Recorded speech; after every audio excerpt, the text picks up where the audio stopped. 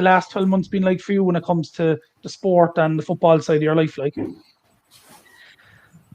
me personally, being PRO of Castleview, so you're answering 10, 15 emails a week. You're on top of social media every single day. You're planning your week ahead as well, so that's kind of stopped. Like, you have to check in every couple of days to see how the social media is going. You have to try to plan around that then as well. Like, you don't want to be posting stuff for the sake of posting stuff, but you want to post stuff that's relevant as well. yeah, like there's one thing that I suppose we'll throw it out there. So outside of where we are now, was it a honeymoon, lads, at the start? To be honest, when it kicked off first, and you didn't have training on Tuesday and Thursday, and you didn't have all those emails, was it a honeymoon at the start for you, Gavin? No, it was a novelty. You could say that, but definitely, I think. See, people are used to a structure. They're used to a way of doing things. The season is, you're doing pre-season. The season starts. Your Tuesday nights, your Thursday nights, your Saturday or Sundays, they're all taken up. You plan ahead. And then all of a sudden you find there's nothing to do on a Tuesday night and nothing to do on a Thursday night and there's nothing to do the weekend. And you might get a week or two where you think, sure, I could do it the rest and I'll get to see the match on the telly. But then by the third week of it, you find yourself chomping at the bit. You've nothing to do. It's fizzled out. Yeah, and then if you are allowed work, you're one of the lucky ones. If you're after being laid off, you there's so much extra pressure and responsibility on your shoulders all of a sudden, and very easily the novelty just wears off then. And Peter, would you find as well, like, that the novelty, which is a good word, Gavin, that the novelty factor, like anything, wore off fast for you, or how far after the kind of stop of everything did you find yourself saying, I'm kind of getting allergic to this now? Like, I think there was definitely novelty about it, to be honest, Alan, but that winter before COVID hit was very bad in terms of, matches being called off. There was a couple of heavy weekends even across January and February, like the Senior League and the AOL and the Business League cancelled weekends for the first time, I'd say, in years. So even with that then and COVID hitting, there was a lot of stop-start, and the novelty definitely wore off within a week or two. Even as me, just to clarify on that introduction, I'm still a player with UCC, so I haven't retired yet, not that old. But saying that, like with the whole stuff, I'm working with the Business League and the MFA, it kind of got a bit hectic at the start with my role, because I had to not mind do UCC things. I also had to get the communication out to the league via the FA or via what the FA have said out to the league and the clubs. So that first 2-3 weeks was hectic for myself. Yeah, I think, Dean, you just mentioned it there, like with anything where there's a change. So pre-pandemic, if there was a change in a fixture or a change in a meeting, there's work involved. You must have been swamped when this thing kicked in to keep people abreast of what's actually happening in real time. What we tried to do as a club was try to get as many people or volunteers on board. So you'd have all the people that would be normally coaches to step into like subcommittees. So it kind of shared the burden across the club itself, rather than 2 or 3 people doing all the main jobs. You then have 10, 15 people all weighing in. And to be fair to everyone that started doing stuff that would be outside our normal remit, they've done it fantastically. Do you think that'll continue on after COVID? Just as a side note, like, do you think if they've got a feel of it, will they continue to volunteer maybe? I would think so. Yeah, I think so. Like, a lot of people can, like, yourself, like, you ask people to put up their hand to do a job, and most people wouldn't do it. But then you volunteer them. Yeah, you'd volunteer someone to do it. Yeah. But then people are seeing that it's not that hard to do. You're only sacrificing a couple of hours a week. So you'd have loads of committees within the club, and there's just people stepping up. Like, we've added in the last year, we added our women's team. So we've a whole new section of the club to look after as well. So you've from our academy up to our senior team, and then the ladies team then as well. There are just so many jobs there that people are looking after. Gavin, if I can come to yourself, you mentioned there your own children and stuff like that. How do you fill the time in your house? If you were talking to my son and my wife, they'd probably say that my son is probably in lockdown since he's about 12 because he got his Xbox and he just switches off, that kind of way. Yeah. But so he's experiencing lockdown from the point of view of he's getting very good on Xbox and he's contemplating a different kind of future for himself. And then my daughter is 14 and she really enjoys the social side of school, and that's very hard for her. Mm-hmm. So what we find ourselves is that we nearly have to put some kind of plan in. I find myself, I take my son out every second day and we do some form of physical training with him, whether it's weights or running. It's the structure, like we mentioned it, that when you're a player or if you're a manager or even a supporter, you have a structure, you know what's happening, you know what time you're there at. But like, if there's anybody watching as well online, we're live on the social media platforms. Brian is bringing up stuff where you can contact us. If you have any questions for the lads, if you're a player, if you're a parent and you want to have kind of get the lads' ideas as to how to fill the time. But Dean, when you look at it from the current now, where do you think things will change in the next couple of weeks, a month? You might bring us up to speed as to what your understanding of it is for the change maybe that's coming in April. Yeah, so there's a bit of communication from the FAI down to the Schoolboys League that they have fixtures in place for April. Now, it's just a plan that they have. Some people would say that if they didn't have a plan, people would complain that there's no communication, so it's better for them to have a plan so they can just straight away get fixtures in place. Other than that, there's nothing else. The only communication we have is from under 7s up to under 16s, and that's starting 2 weeks on Monday. But that's not going to happen. That's pie in the sky stuff. So they'll probably push it off to sometime in the summer, or we'll see what the situation is with the schools to see if there's cases coming out of the schools. And if there isn't, I think they'll push forward with the smallies first, and then move up to maybe under 13s to under 16s after that. Yeah. But there's a lot of information on the FA's website, but they're rehashing the same stuff all the time. I think though we were talking while we were in limbo before we went live, bringing the children back to school, Peter, is obviously very needed and it's a necessity. What's your opinion on the fact that children can't go kick a ball for an hour and a half in open space? I just think, like you said, for 90 minutes outside, there should be a review of that, I think. With the schools going back recently, I have a couple of friends who are teachers and they have 20-30 kids in the class all day, and at the weekends then they can't go out and have training or play with a football with their friends for minutes. I think that just needs to be reviewed. I understand that, the government and the FAI's decision in some way, but at this point I think just people need to get back and the kids need to get back playing football as well. Mm-hmm. Gavin, your perspective on that, firstly as a parent, would you be comfortable for your children to go back to sports, the capacity that they're involved in at the moment? I'm probably more worried about the effect of keeping them away from sport is having on the kids right now than I am about the kids possibly picking up COVID. Anybody who's familiar with any type of schoolboy game or schoolgirls game will understand there's not that kind of pack culture with the way the kids play, and there's not that kind of pack culture where that the parents all stand in one corner, all 40 of them. They don't. You're lucky if you might see a mum and a dad stand next to each other, or a dad and a granddad, and because they're just there to watch their child play. Whereas what the effect it's having on the child looking at 4 walls or a computer for 10 hours a day is that's what frightens me. Like my son loves playing soccer, but I'm afraid, and he plays for Everton 16s Premier. I'm afraid that when they do say, come on, we go back playing, he might just turn around and say, no, Dad, I don't want to play anymore. That actually came up. I know. Sorry, Peter, that came up in a conversation. Sorry, I know we're focused on the kids, but just that point there about, getting back when it does, the same can say for adults. And and young adults, because even for myself, I'm stuck in this room 9 to 5:30 every day, and I usually have training maybe once, twice a week. I won't at the moment.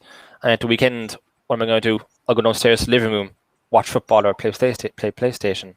So even for me, it's the same attitude about your mental health for both kids and adults is taking a huge hit at the moment.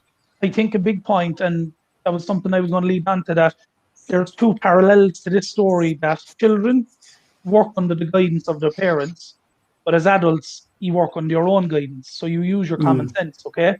So take yourself, Peter. Now, you're obviously being responsible, and you mentioned your patterns of what you do.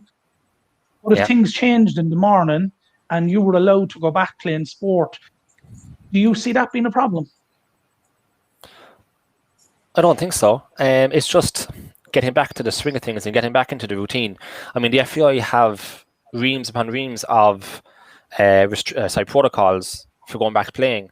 So in that sense, like, I'm close to the MFA and I'm close to the FAI in terms of those protocols and rolling them out to the league.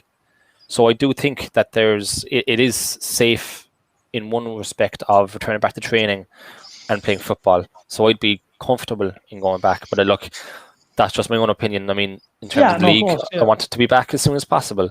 But I also take on board if clubs, like, from my point of view, look, we're in a different aspect too, because we're the business league. We're working with a lot of employees and people working in factories and companies. So in that sense, we're kind of working on if companies want to actually send back employees to play football and maybe, put funding into that. If they say, no, we don't want our employees to get at risk of COVID, then that's another big thing that we need to take into consideration.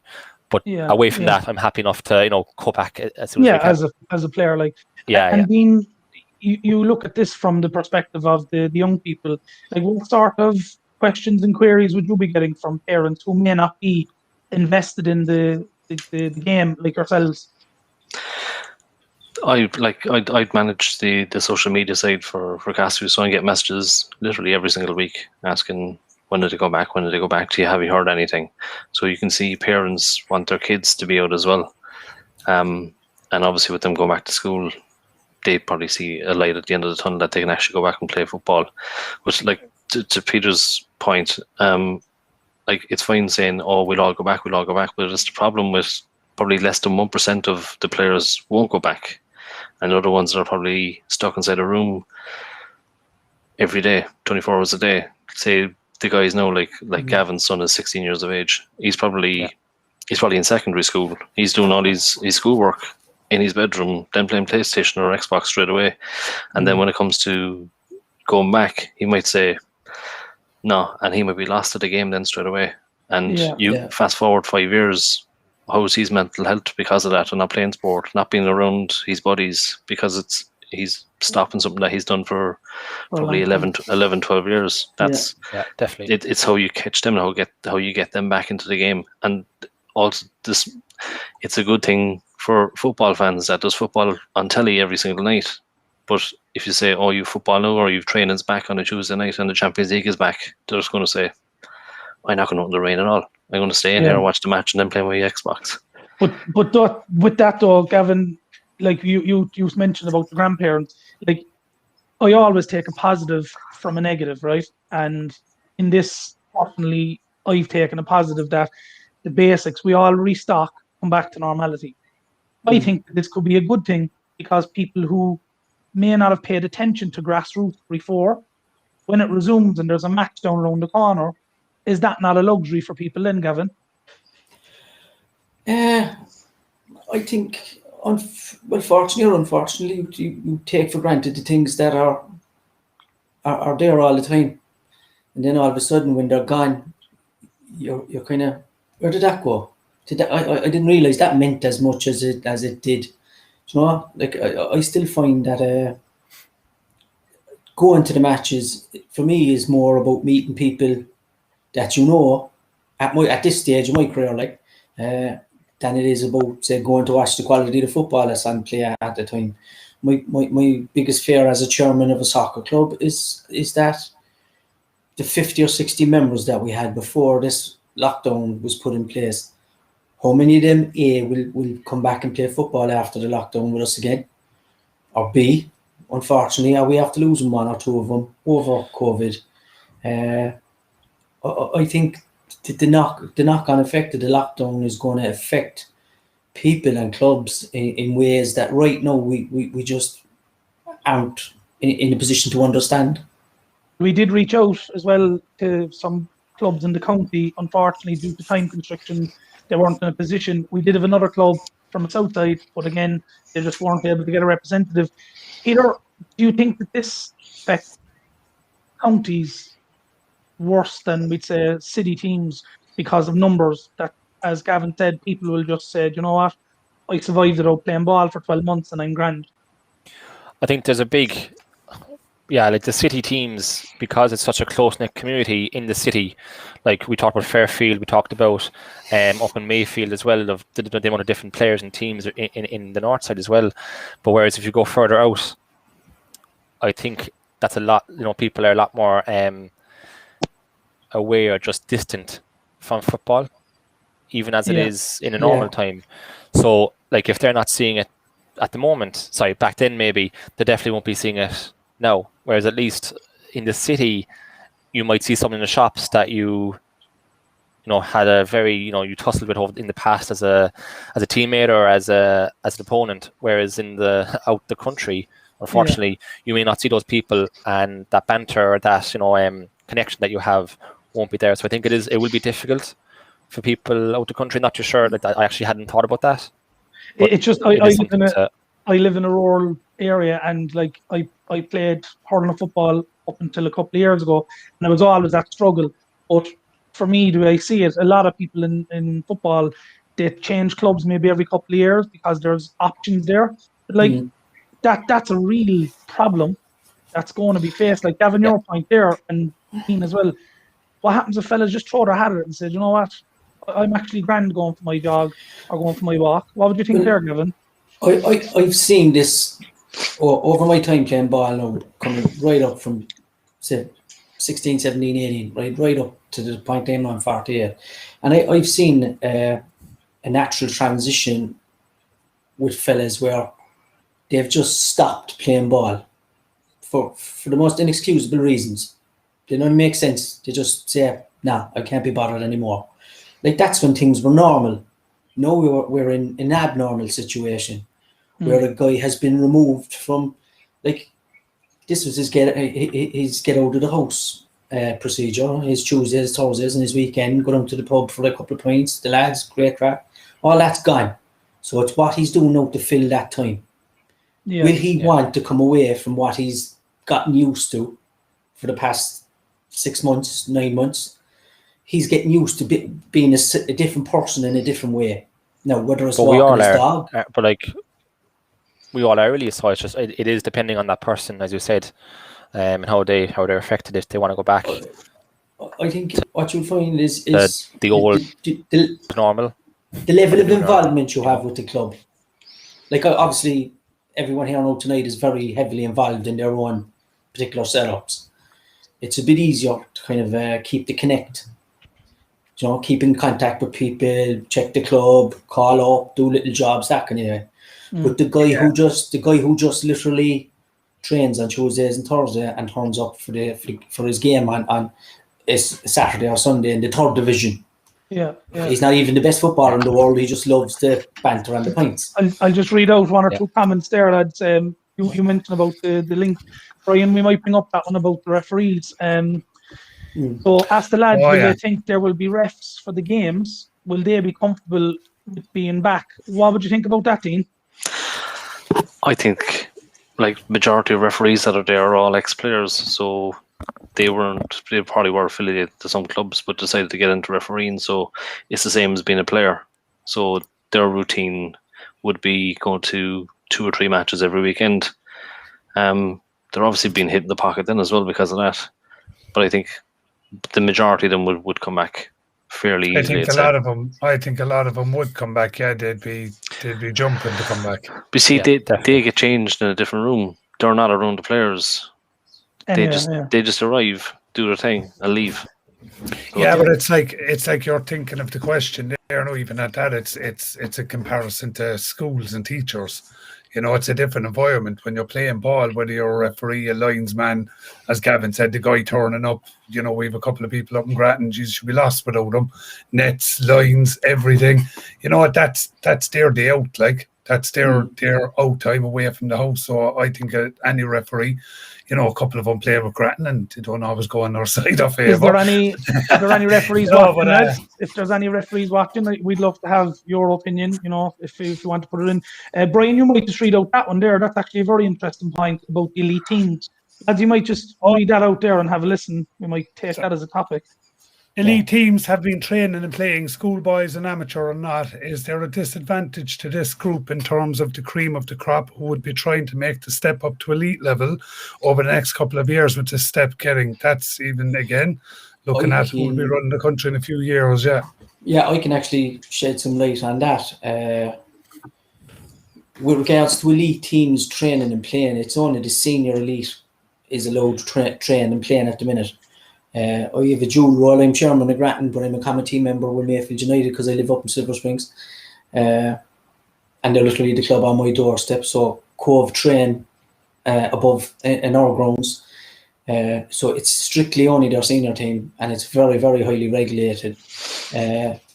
I'm familiar with the underage structures for Cork City and Cove as well. And they do Zoom meetings, Zoom training. That's the stage they're at, just to clarify that as well. Yeah. It's only the elite senior teams are training, that's it. Yeah, I was actually going to throw it out there actually as a topic, like Zoom thing. Like how many of you either experienced it as a player or like what's your views on that there, Peter? Or did you do stuff like that on Zoom or something online? Not our club, but there has been clubs that have, you know, done online Zoom or kind of virtual training, virtual 5Ks. But we as a league, we tried to do a Zoom kind of a soccer hit training before Christmas, which it should have had a lot of numbers, but we found that because there was so much uncertainty at the time of when teams were going back training, there was very little take up of it. And now, once we go back maybe in a couple of weeks, and if we get a date from the FAI, we might try that online training again. But I think it does definitely depend on the structure of like committees and what clubs have in the background if they actually want to do this training. It's like, call a spade, right? Any manager of whether it's children or if it's adult, they don't want to lose the connection with their players, right? They want to keep them together. But think about the people who are not like us that can turn on a computer or even set up one of those videos. Like if you're a non-IT person, Dean, like what would you think that is like for a manager or even a parent to how to get the child onto it?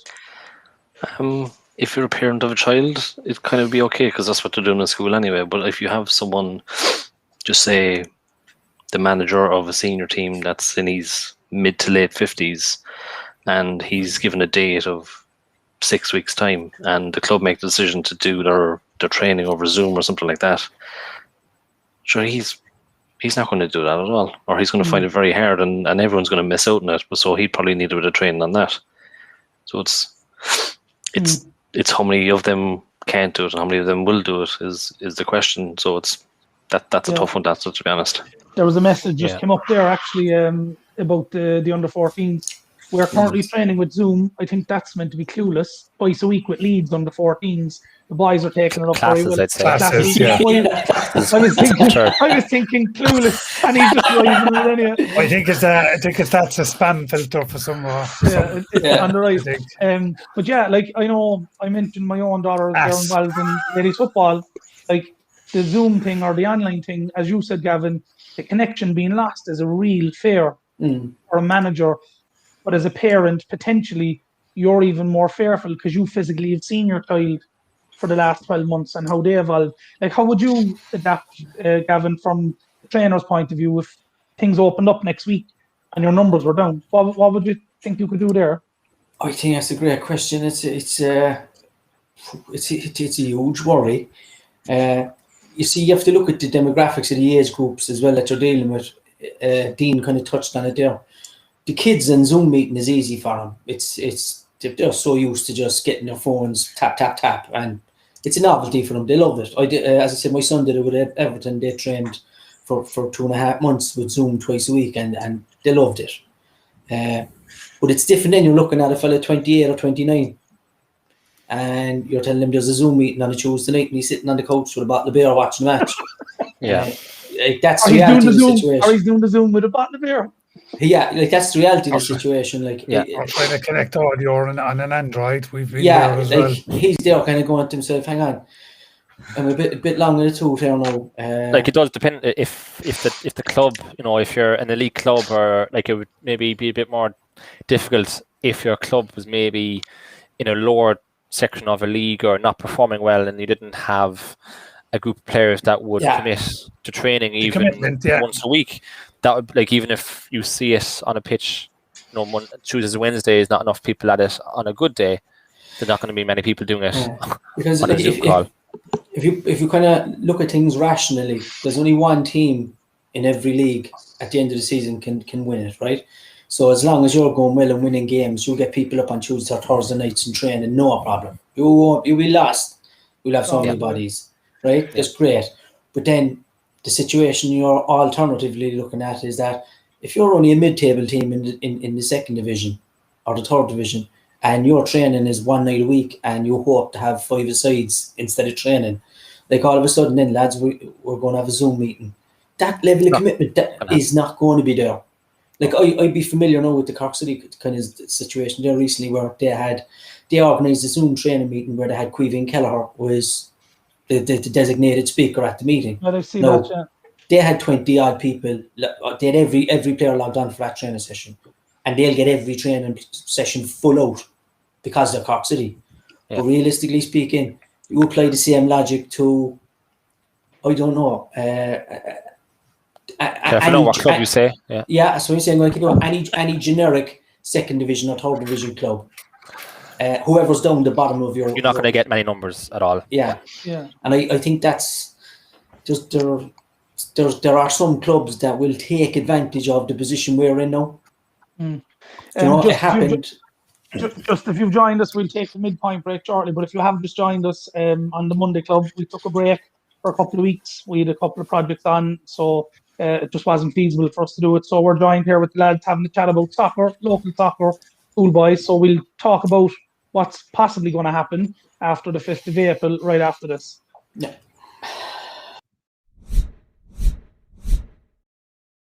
Hi everybody, it's Alan from Unity here, and we're asking you if you'd like to get involved. If you're a community group, sporting organisation, or indeed a business you'd like to take part, we'd love to hear from you. You can contact us on our usual social media platforms, of course our website unitymedianetwork.com.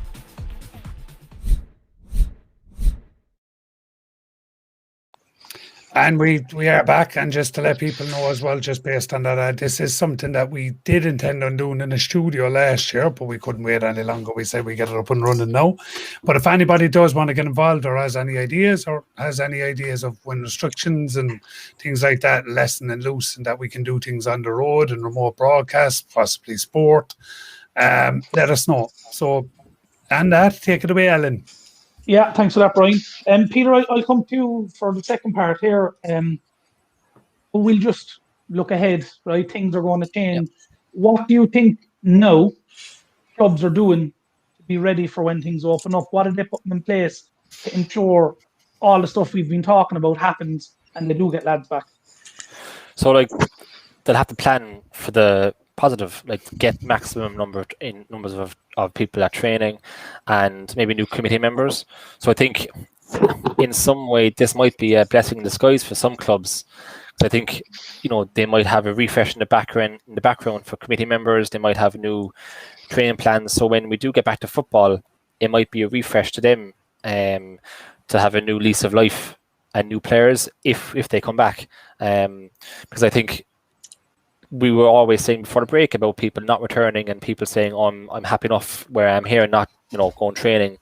Whereas the other aspect of it, you might get people who were thinking of retiring, or even younger lads who are now 18, 19 that actually want to be playing in adult football in our sense, or want to keep playing in schoolboys.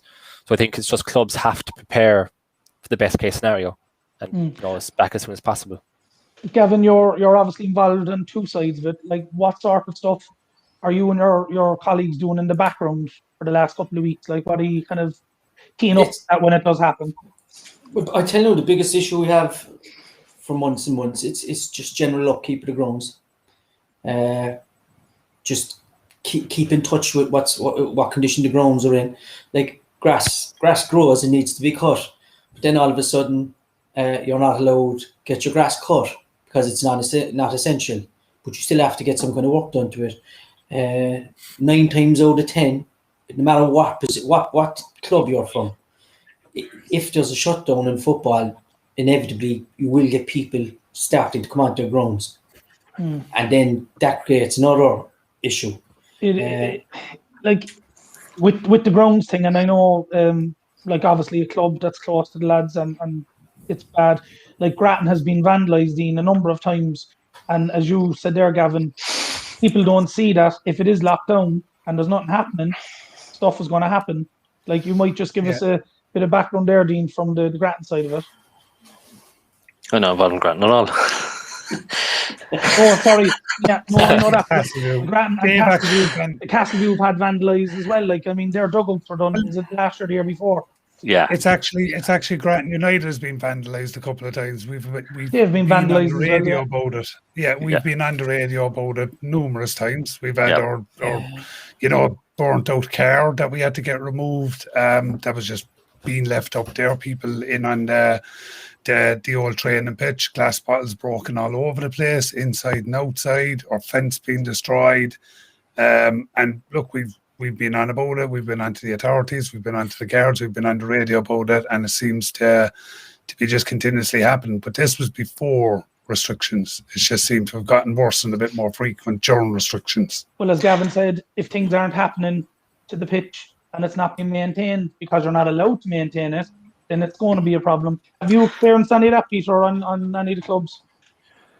So, luckily in one sense, but unluckily, really, most of our clubs don't own their own pitches.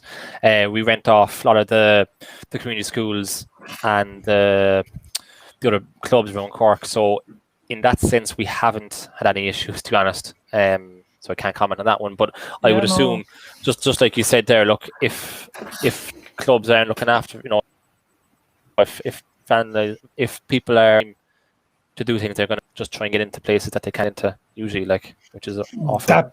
That picture there, even just have a look at it. That was Grattan United last year, and we weren't allowed to basically maintain our pitch, and that, that's kind of, we look after our pitch obviously, and an awful lot of other clubs do, but some clubs don't have the means to do it, or they may not have the finances available to do it. But that was our pitch at one point. That's the picture I took up in Grattan because I'm within 5k. Yeah, Gavin, you made a point there as well about the upkeep. Like, how are clubs fundraising when they can't fundraise? Because there's nothing happening. You can't go to the local pub to do the normal thing, or no. Alan, that's another very, very good question that I think has been lost along the way. It's not just about not being able to play football. What clubs are being faced with now is nobody could have foreseen this happening, right? And the majority of clubs, bar the top tier clubs, the bigger clubs, Dean will know what I'm getting at here now, the big Munster Senior League clubs, the bigger Cork AUL clubs, they're financially, I won't say safe and secure, but they're financially set up in a way that they'd be able to handle this for a certain amount of time, a lot more than easily 80% of the Cork AUL, who live very much in his existence of hand to mouth. They might run a draw down in the local bar, they pay script if they're lucky, and they get the referee out of the way, and then they'll go on to next week. But what you'll find now is that the clubs like ourselves, Mike Grattan, the biggest issue I have at the minute now, our insurance company didn't kind of put a freeze on our insurance because we weren't allowed to use the ground anymore. Yeah, they continue every month to take out their money like clockwork. Our electricity goes to our dressing room every week, and there's a bill every month, and the ESB don't say, look, you're not up there, you're not using it, we're not going to charge you. They don't. Standing charges are there because it was an itemised bill, you see, there's no meter and up to north. And then Another one would be, again, even simple things like maintenance, just simple stuff like we get the grass cut every week. Literally, I know Grattan knows a hill, but it's a well taken care of hill. Yeah, like that. And like as hills go, it's one of the best. like So the fittest players in the north by running up that hill on the left hand side. Dean, do you remember when John Delaney, famous John Delaney, he was up in Grattan, and one of the questions we interviewed him, you might have seen the interview, Brian was on the deck that day, but one of the questions I asked him was, what would you say grassroots levels who don't have funding, they don't have the best jerseys, they don't have the best facilities? And his answer at the time, if I'm not mistaken, Dean, was basically to write to the FAI. Yeah. Is that something now you think that every single grassroots club in Ireland should be doing now, is getting on to them to see if they can be funded, and indeed local council and government as well? They're just wasting paper by doing that. Like, he was handing out checks like there was no tomorrow, and how many of them were cashed is Just on that, there's not many. There's a new grassroots department, or the grassroots department in the FAI. The last couple of months, they're making a lot of effort to speak with grassroots clubs and leagues in Ireland. So, like last week, there was a grassroots webinar that the FAI held, and John Hill, Alan Byrne, and the FAI Communications Department sat in it. And in fairness, they made an effort to talk directly to grassroots football, and they will be kind of in the next couple of months, keeping us up to date with maybe monthly webinars and just updates. So in that sense, maybe obviously it happened since COVID, but it looks to be that they seem to be getting a bigger grasp on grassroots. So hopefully that'll make us benefit in the long term in terms of leagues and clubs. But definitely, we need to be onto the FAI, even as a league. I need to be onto them every couple of weeks to get them to give us clarification on things, not just about COVID. Even with everything that's went on, I think, even with everything went on, I'd be hoping, that this might highlight what realistically, what kind of situation clubs are in. But I to be honest, and I'll say it straight, I don't think I'd be holding my breath on them doing anything quick and soon for any clubs. Sorry, Gavin, I interrupted you there. No, all I was going to say to you lads is just don't get confused by a gesture that's put out there, right? When you look at it in the cold light today, the FAI is in a bad way. We know that now over the last couple of years, right? As you said, I think someone just touched on there so eloquently, like your man was literally handing out checks there that you couldn't cash, right? So the FAI are down money. Now, the easiest money the FAI can get is the FAI Junior Cup, the Munster Junior Cup, the FAI Intermediate Cup, these kind of things, right? They're not happening now. All that money is not coming in. So I would expect the FAI to start addressing the cash cow and saying, look, we're paying a bit more attention to you. But I think Dean hit it right in his head. What they'll actually end up doing, like realistically speaking, your affiliation fees, your FAI fees, your Munster Junior fees, they weren't all waived for one season. They still had to be paid. Like we had to pay something like €600 or €700. It was ridiculous, actually, the way the same organisation took advantage of the very people that are putting money into it. Like this year alone, I don't know if you'd be familiar with it all. Like registration fee for the league would be €200, €250, and then there's a Munster Junior Cup, FAI, another 50, right? That's all that done.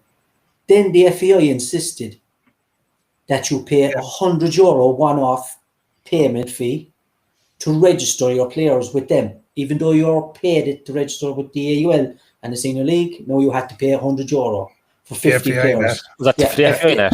Yeah, but that's 50 players. So we thought, right, 50 players, that's our first team and our second team. It's a stupid thing to ask us to do. It's an easy €100. That's the way they're making it. No, they came back and said, it's €100 per team. And I think the leagues maybe come up with different ways of getting clubs to pay for that. To be honest, I'm not too sure if that's all across different leagues. That had to be paid in the Cork AUL up front before the first league. Yeah, before the first league game. It's the way the leagues do it, lads. It's different across different leagues. Oh yeah, we know that, but Yeah, I mean, yeah. what I'm kind of saying is I'd be the administrator now, the FAI net, right? And I Yeah. found it very, very how to say, surprising that March of last year that they were insisting on their money, and they wanted their money and they wanted to pay it in advance and fairly quick in comparison Yeah. to the 2 years before. You know, I think it's the point of here is this may not have been seen as being common, but I think it was financially that there was pressure put in clubs when it shouldn't have been. Plain and simple. Because we'll straight out and straight it. We'd be probably one of the oldest clubs in Cork and the bigger clubs, and everybody's feeling it financially, some more than others. And that was something I didn't like. And I remember talking to Gavin on the phone about it, and it was just very, very surprising that it was heavy-handed and needed no. We'll move away from the FAI slowly. As you can see there, playing, that was the interview. And actually, I could be wrong on this, lads, but I think that possibly was John Delaney's last interview.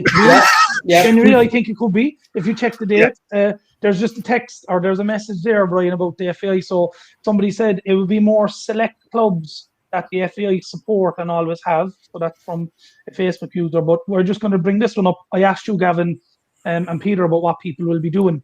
So somebody said, from a management side of things, have a squad of 20-odd players, the social side of kicking the ball with their buddies and winning and putting the hard time in twice a week, training and a match day, it's a great feeling. And the chance of getting everyone of them players back to playing, the sooner the better, in my view, even behind closed doors, which we have already done. Ultimately, bringing us on to the latter part of our show, that's what everything is about now with the restrictions that are there. It's to try and get people back. So, Gavin, where do you think the leagues will go, regardless of whether it's the top, middle, or bottom? What way do you think the leagues will be ran? They're given an instance, but in your own opinion, like. In my own opinion, that email that went around last week is not after helping things at all. I think from a common sense perspective, if we're not allowed to travel anything further than 5 kilometres, how are you going to get around to play your matches? Simple little things like that.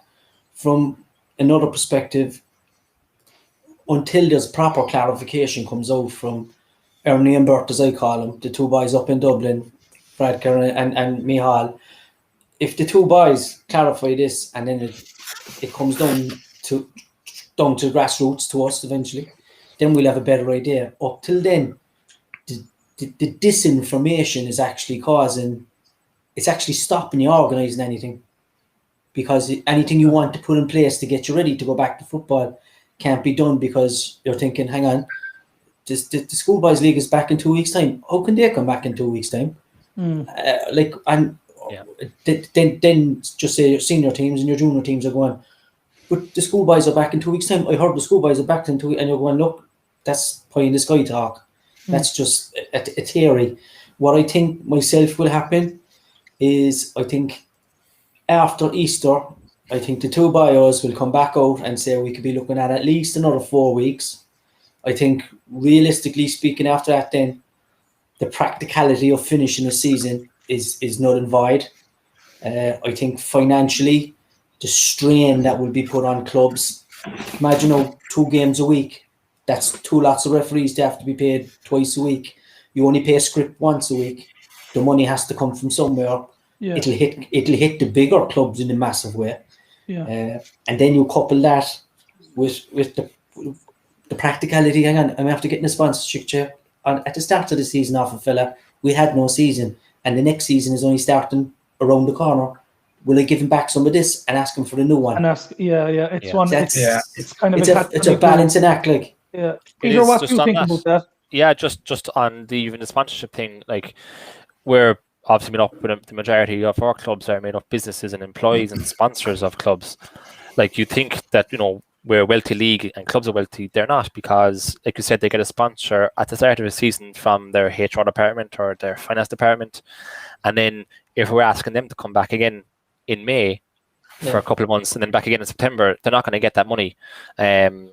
Like, would some companies, work on January to December finance year or July to July? We don't know. But in terms of the finance, that's a big part to play in our league as well.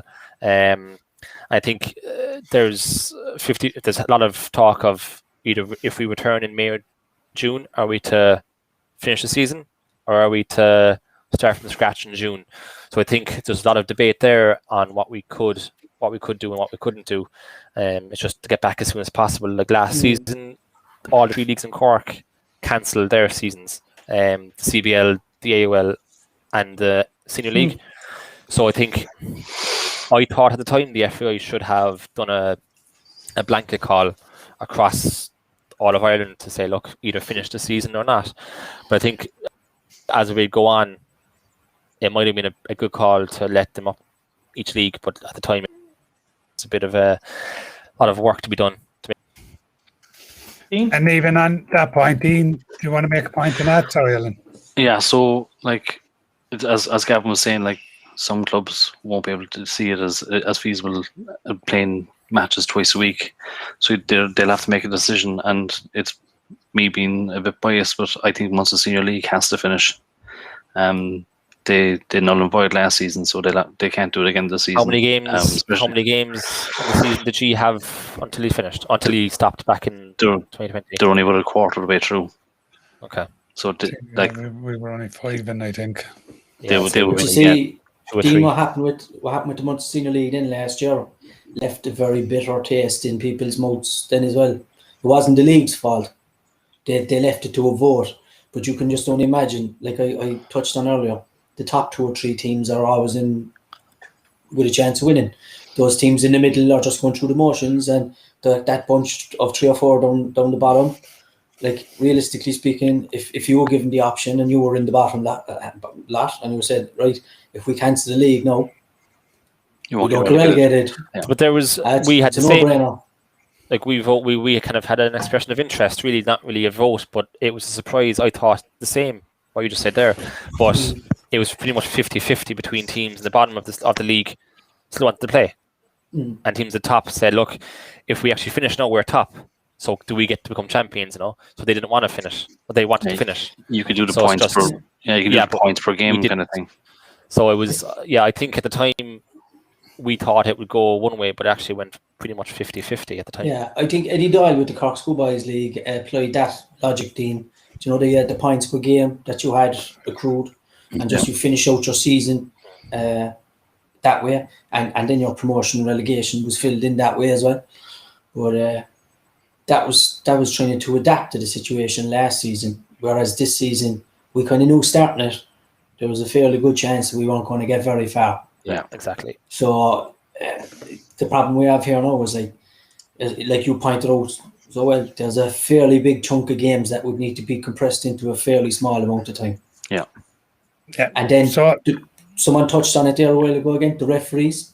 Are you going to have the referees available for all these games? Yeah. Yeah, and even on that point, lads, look, even to bring it back around now and we'd say tie a knot in it and close off the show. Me personally, I think the whole thing was handled brutally from the top down. I think it was, as you called them, Burton Orney above in Dublin.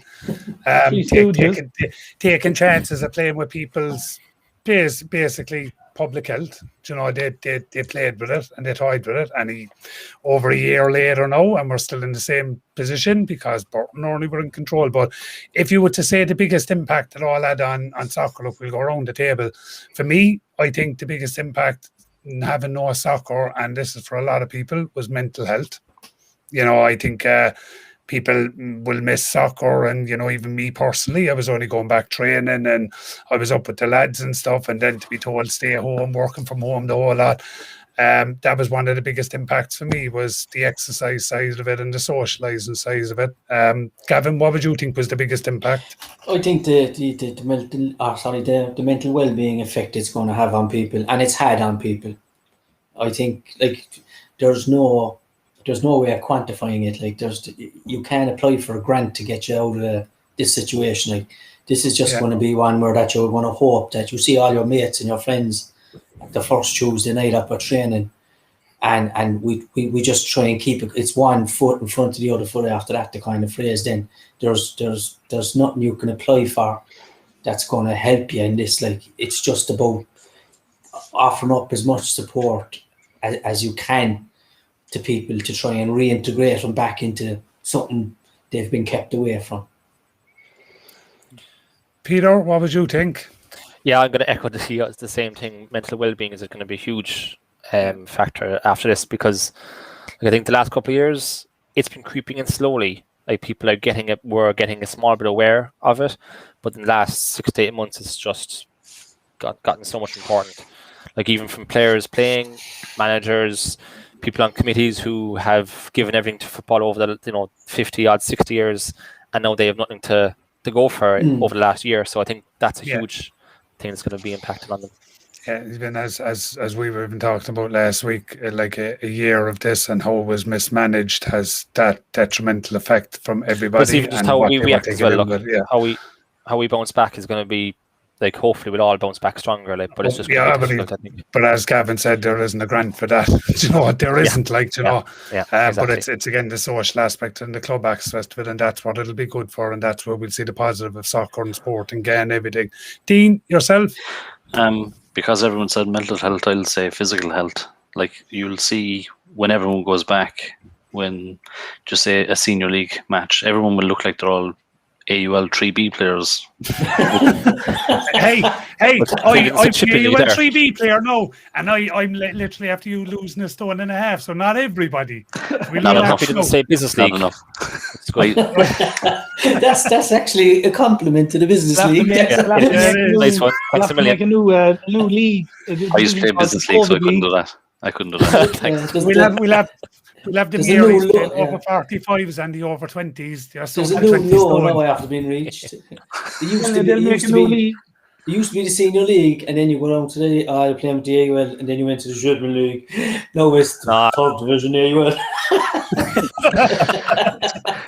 The only reason I said that because I played all of them. Dean, I'll quote you on that, actually. Yeah. Do.